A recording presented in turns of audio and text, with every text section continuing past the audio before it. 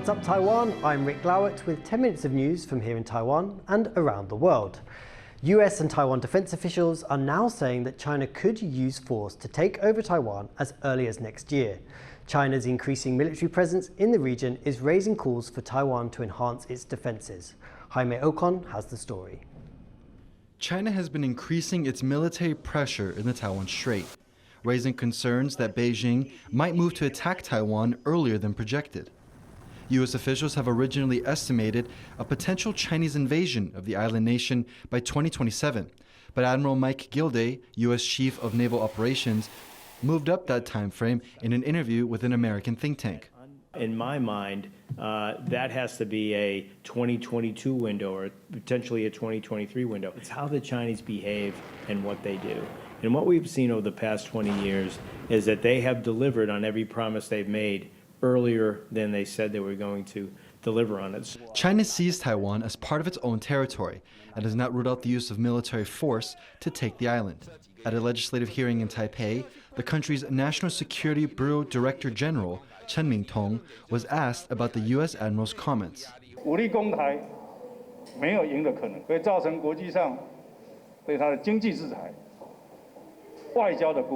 Taiwan's foreign ministry also responded to questions about the possibility of an invasion timeline being advanced. 外交部我们对于相关的报道，我们没有细节可以分享，也没有进一步的评论。 But as far as Taiwan's biggest ally is concerned, helping the country protect itself is a priority. The U.S. is looking at all options on the table to ensure that the rapid transfer of defense capabilities to Taiwan can take place as swiftly as possible. Taiwan has been under threat of invasion from China for decades, but if and when that will happen has always been under debate. Taiwan's defense minister has said that China could have the capability to seize the island nation as early as 2025, increasing the urgency to bolster the country's defenses. 我们无论如何，就是不管它这个 timetable 是怎么样的状况，那台湾现在就是最优先的，就是要增加刚才您说的 anti-ship 或 air defense 这个防空跟反舰的这些飞弹。 It's clear that the U.S. and Taiwan aim to further defense cooperation, and no matter the timeline, Taiwan's priority will always be to defend its sovereignty. Damon Lin and Jaime Ocon for TaiwanPlus. A prominent economic think tank here in Taiwan has downgraded its forecast for the country's GDP growth this year. The Wanhua Institution for Economic Research cut its 2022 outlook by nearly 0.3 percentage points from its July prediction. It says it revised this year's forecast to 3.28%. That's due to inflation and rising interest rates. The think tank also predicts GDP growth in 2023 will fall to 2.81%. This is mainly due to the impact of the US-China tech war, which is likely to hit Taiwan's exports. September exports orders to China and Hong Kong saw the biggest single-month drop since April 2009. Taiwan's government says this has been spurred by economic weakness both domestically and in end markets, as well as China's zero-COVID policy.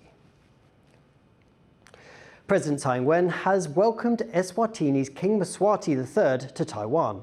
It's his 18th visit to the country. The king and his entourage received a military salute in front of the presidential office in Taipei.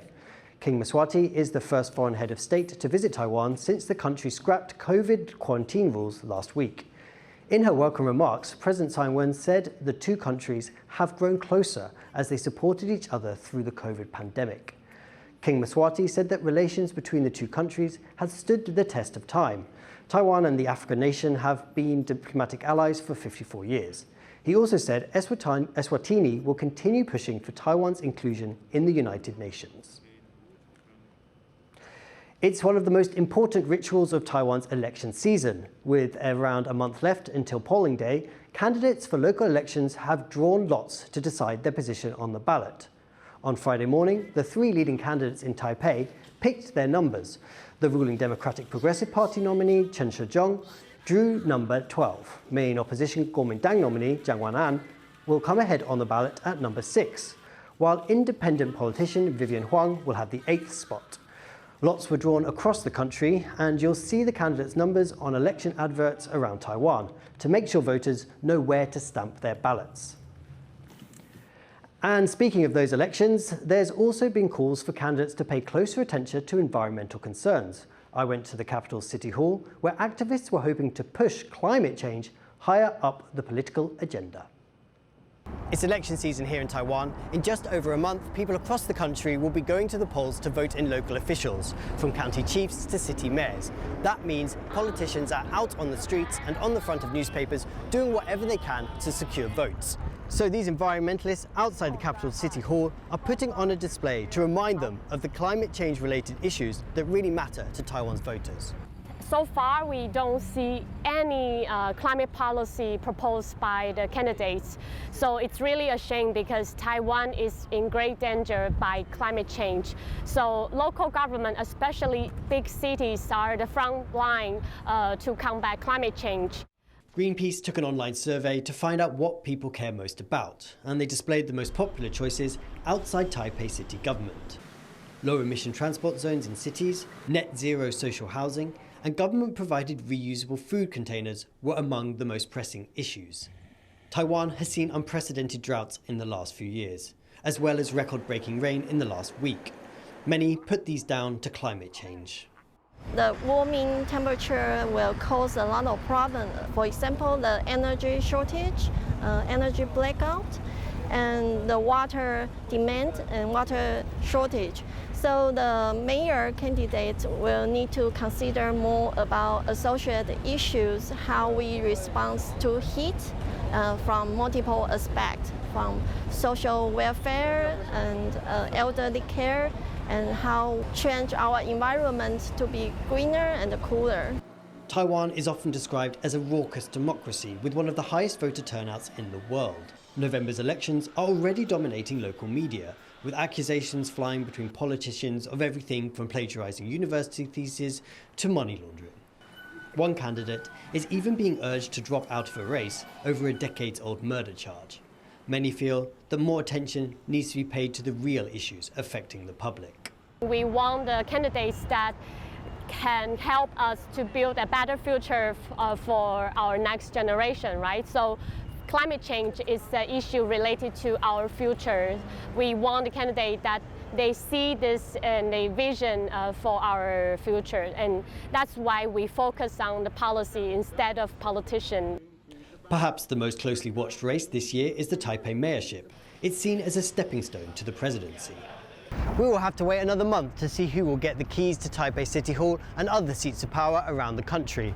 But environmentalists hope it will be the issues and not the politics that will guide those in charge. Alex Chen and Rik Glauert in Taipei for TaiwanPlus. Well, there's more political turmoil in the UK. The Prime Minister, Liz Truss, has stepped down after just 45 days in office. Truss will become the shortest-serving British leader in modern history. She quit after a tumultuous 6 weeks, which included several cabinet-level resignations and U-turns on controversial economic policies. Her decision comes as inflation in the UK this week reached a 40-year high. The governing Conservative Party said a new leader would be named by the end of next week. We delivered on energy bills and on cutting national insurance. And we set out a vision for a low-tax, high-growth economy that would take advantage of the freedoms of Brexit. I recognise, though, given the situation, I cannot deliver the mandate on which I was elected by the Conservative Party. I have therefore spoken to His Majesty the King to notify him that I am resigning as leader of the Conservative Party. Well, thank you for watching What's Up Taiwan. And remember to download the TaiwanPlus app for more stories from here in Taiwan and around the world. Finally today, we're leaving you with images of a trapped humpback whale in Western Canada. But don't worry, there's good news. Rescuers eventually managed to free it. I'm Rik Glauert. Take care, and we'll see you next time.